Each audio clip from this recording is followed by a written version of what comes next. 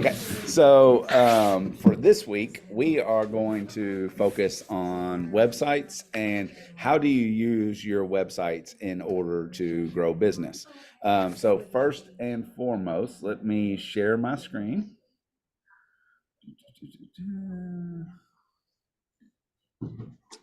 One second here.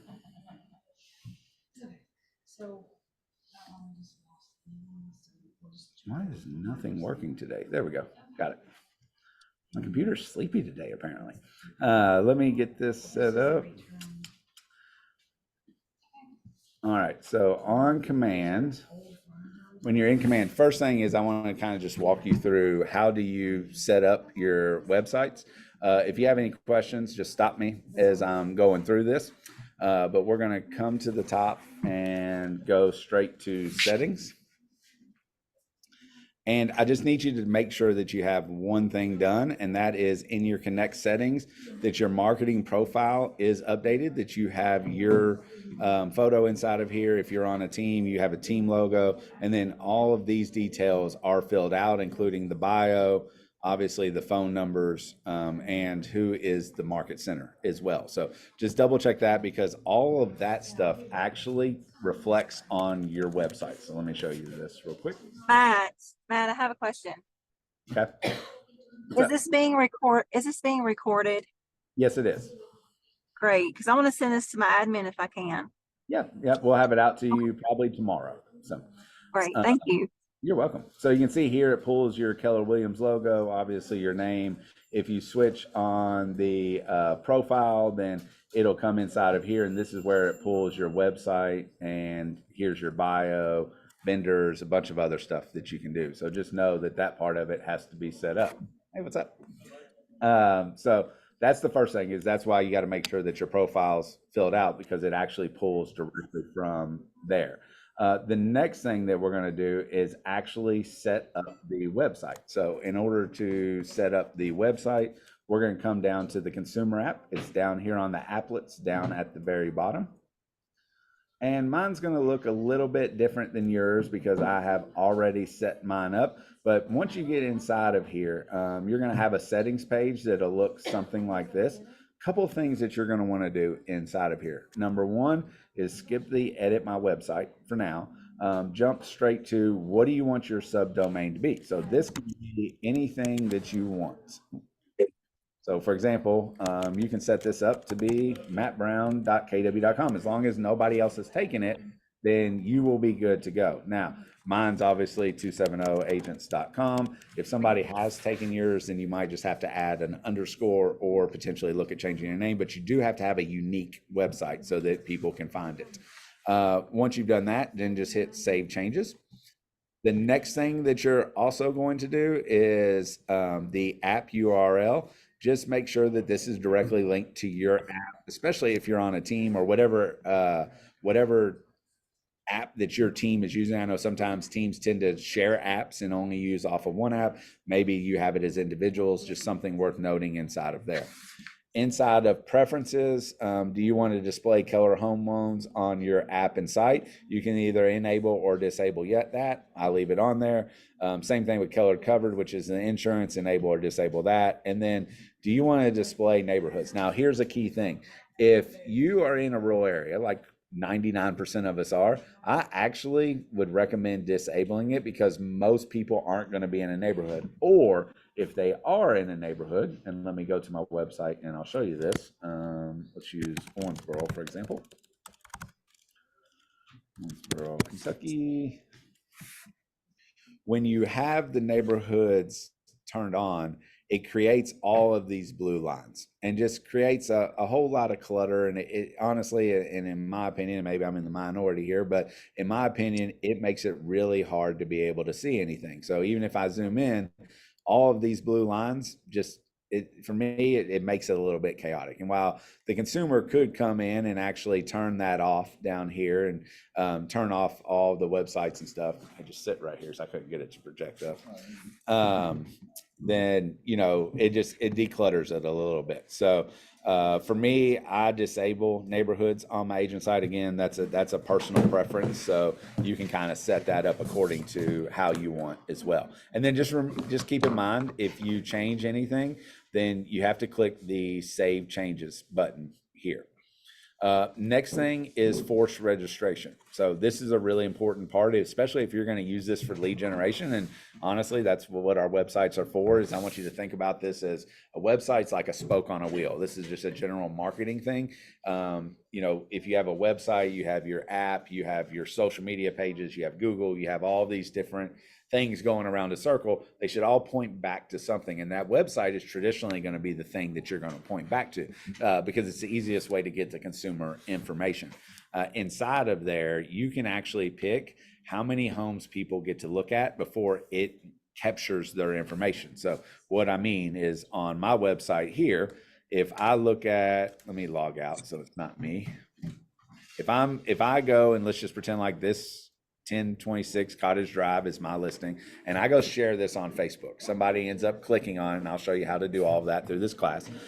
They click on it, then it'll allow them to see this house until you hit a certain number of homes. Now, it tracks by IP address. So as soon as I logged out, when I clicked on the first home, it asked me to either log in or sign up. So if I want to see this property, then I actually have to go through the trouble of either logging in or creating an account. Just know that when your first one goes through, like like I'm a new consumer, I've never been on this website on this computer before, then inside of your settings, this is where you can choose how many properties they can see before it forces them to register. Hey, Matt, Yeah.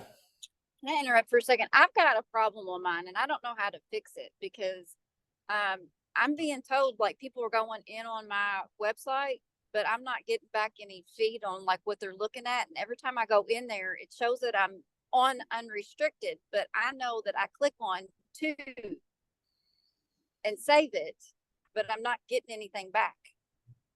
Okay, so we'll have to look at that individually. I've never had that problem before, so let me look at your account individually, and then we can try to figure something out there. Okay.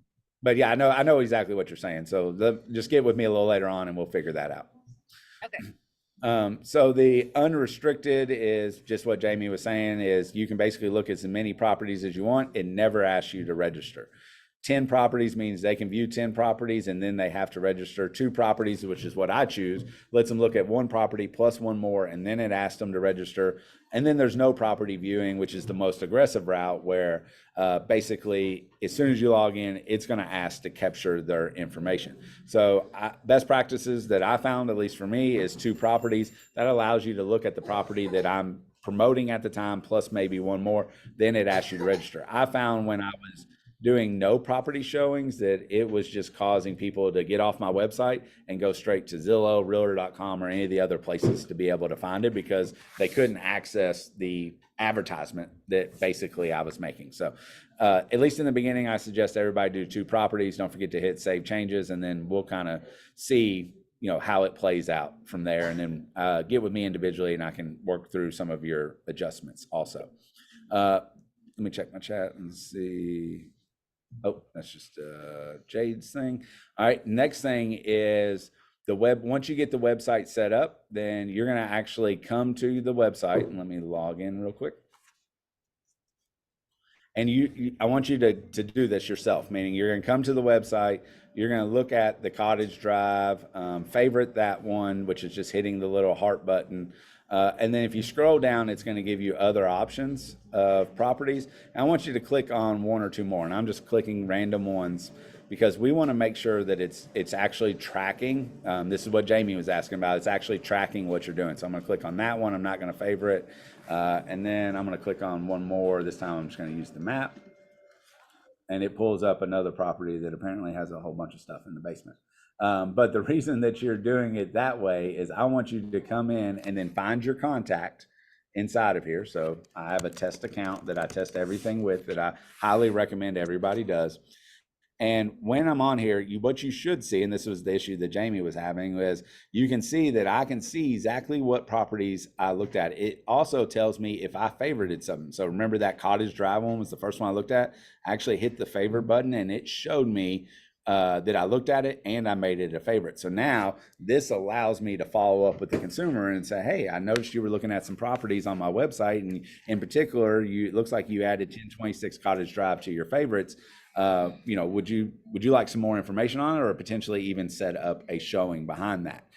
So that's kind of the general, just like quick, easy way to be able to find business by doing nothing more than promoting your website. So that takes us to part 2, which is how do we actually promote the website? So the couple different ways that I found to be most effective in doing this is, one, log onto your website and actually find one of your properties. So for example, I have 4122 Pension Drive, Owensboro, Kentucky.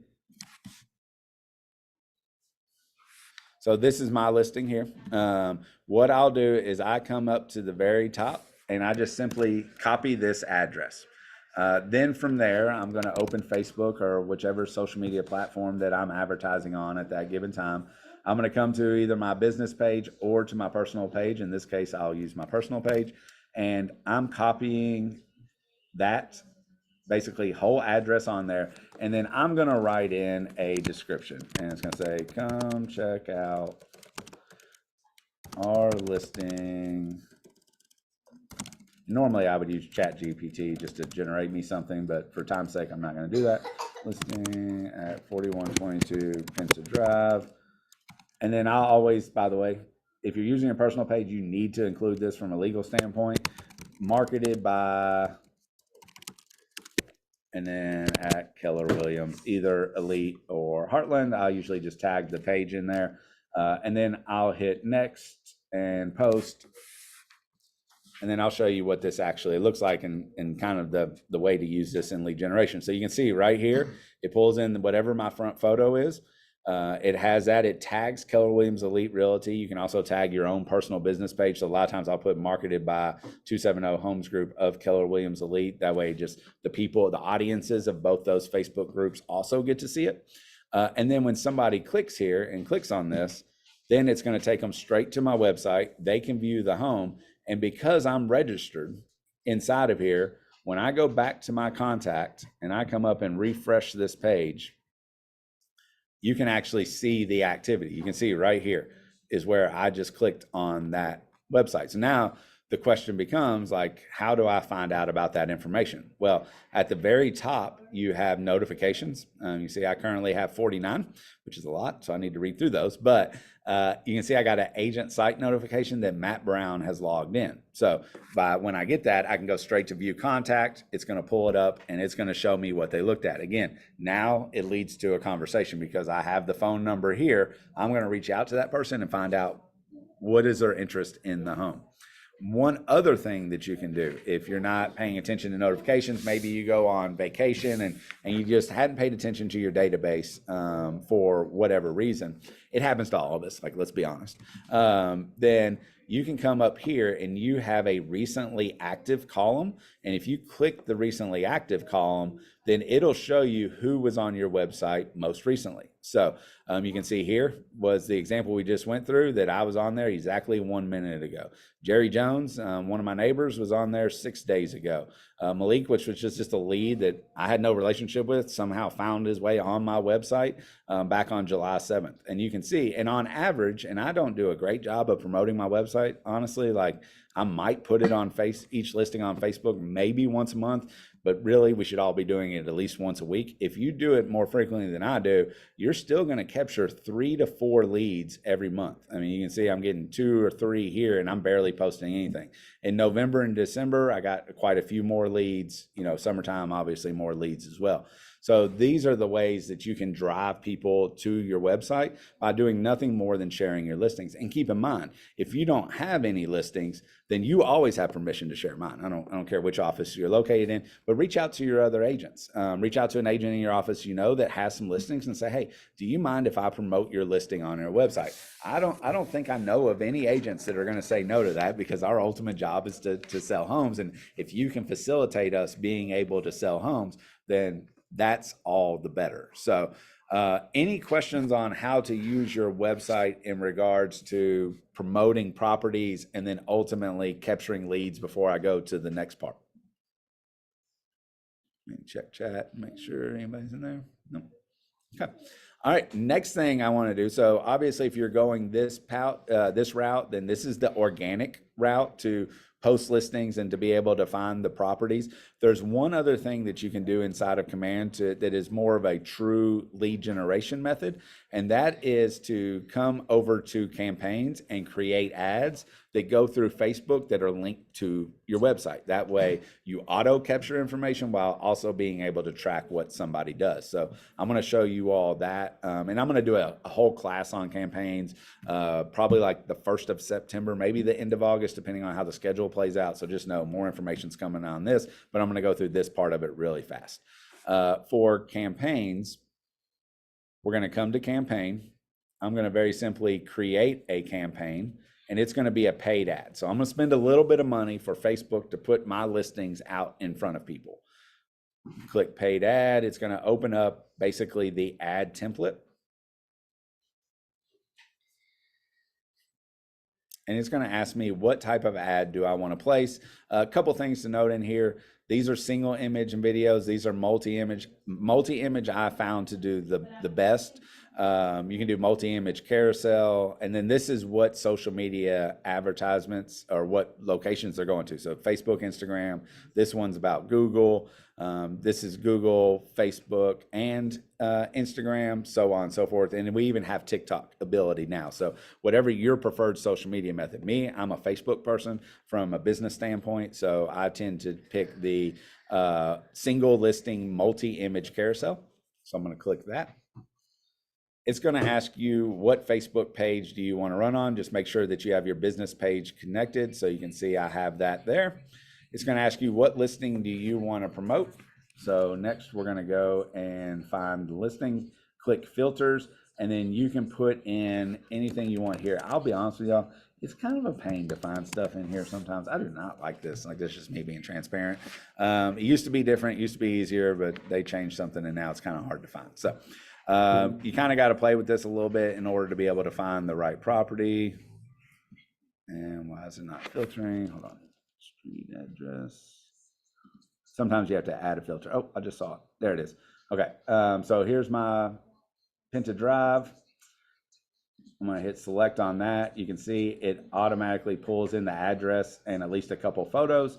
I'm going to select where's my target audience. How far away from this address do I want to promote? And I'll typically go out about 20 miles on mine. The more rural you are, the more you might have to do, further areas. Then you can come in and put in a description. I use ChatGPT to generate these. You can leave it as it is now. This is an actual ad that I'm going to run. So in this case, I'll show you what I do real quick because we do have time. ChatGPT. I already have a page set up for this, and I'm going to say write a social media ad for this property. Keep it short.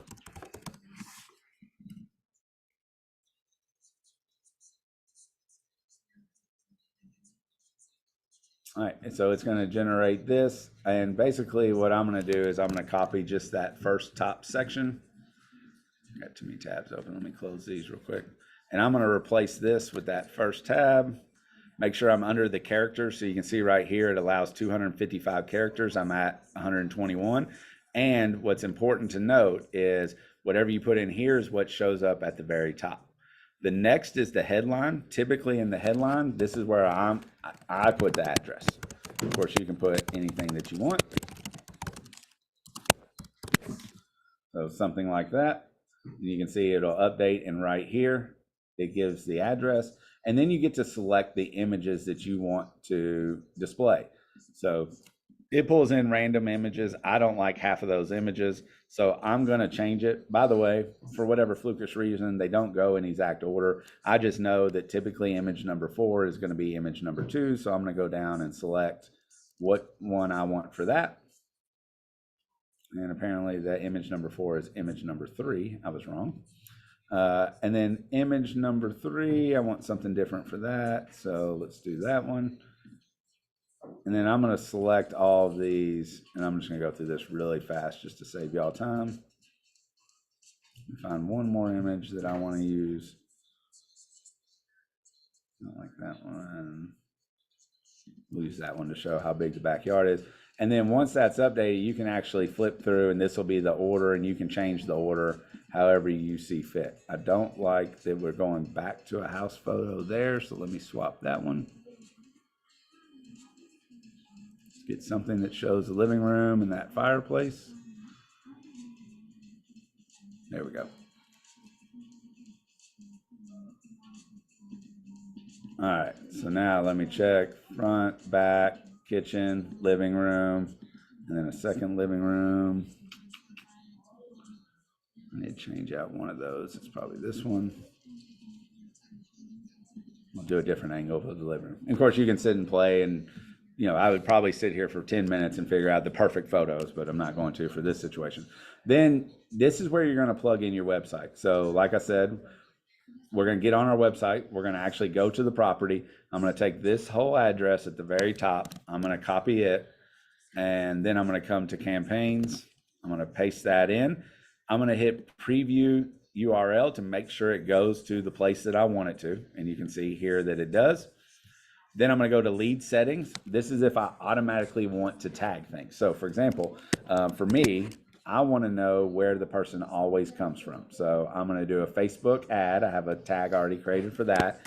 If they're looking at one of my listings, they're most likely a buyer. So I'm tagging them as that. And then I usually put in the year because I want to know. My database is so big at this point. I kind of need to know what year I generated the lead. And then finally, I always put in the price point. This is for reverse prospecting. Oops. So I'll teach you more about that at a later point. If I could type 350. So this one is 350 to 400 is the price range. The other thing you can do is automatically put them on a smart plan. So I can go in and do 270 news, just one of my follow-up online lead smart plans that I have. I'm gonna go with that one. All right, and then compliance, just make sure that you have the DBA logo, which is obviously the Keller Williams logo, and then you hit proceed to next step. Now inside of here, I get to set a budget. I don't spend a whole lot. Usually I'm spending $10 to $25 per day, and it's all about the number of days. So there is a minimum spend per day, which is $2. So my start date is going to be 7/31. I usually end them on Mondays just because that's when I run my ads. So every Monday I go and run an ad. That means that I need to spend a little bit more money. So on this one, I'm going to spend $15. You could obviously shorten the ad if you didn't want to spend that much money. It saves all your billing info, and then you hit purchase now. So I just spent $15, and I'm going to ultimately get a bunch of leads and different things off of this as well. So that's now, here's the key. When you actually click on that ad that we just created, it's going to point them right back to this page. As they interact on this page, then it's going to capture the lead. The other benefit, and then I'll open it up for questions, is when you do this, it has a forced registration, which means if you were to find that ad, and obviously this isn't the ad, but if somebody were to click on this ad, it's going to put in their information according to what's on Facebook, meaning it's going to capture their name, their email address, and their physical address, and their phone number to allow you to reach out. And that's going to automatically put somebody into command, and they're going to show up in command under your lead form. So just want you to know that. And when I say lead form, I should say your lead pool. So if somebody new, for example, here's one, we'll use Matt Nichols. At some point, he actually clicked on one of my ads, and it looks like it was right about his birthday cards. He's probably further back. I don't think I know him. But you can see inside of here somewhere, he actually clicked on, and that's how I captured his information. And when they're marked as a lead, that's how you know that they came directly off of your website or through that social media posting. But the big key in all of this, honestly, is to just get your website set up and then to promote it out on social media, because it leads to a ton of free leads.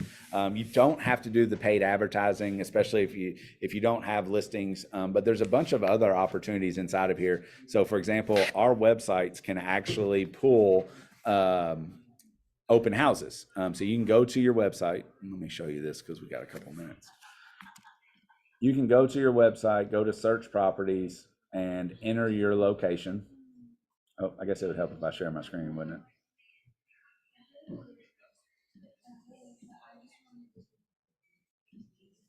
Okay.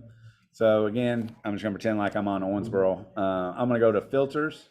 I'm gonna scroll all the way down to the bottom, and I'm gonna pick open houses. Now, we're only on Wednesday, so there's probably not a lot of open houses yet, but you can run this ad and it will constantly update with all of the open houses. So you can see I'm in E-Town right now.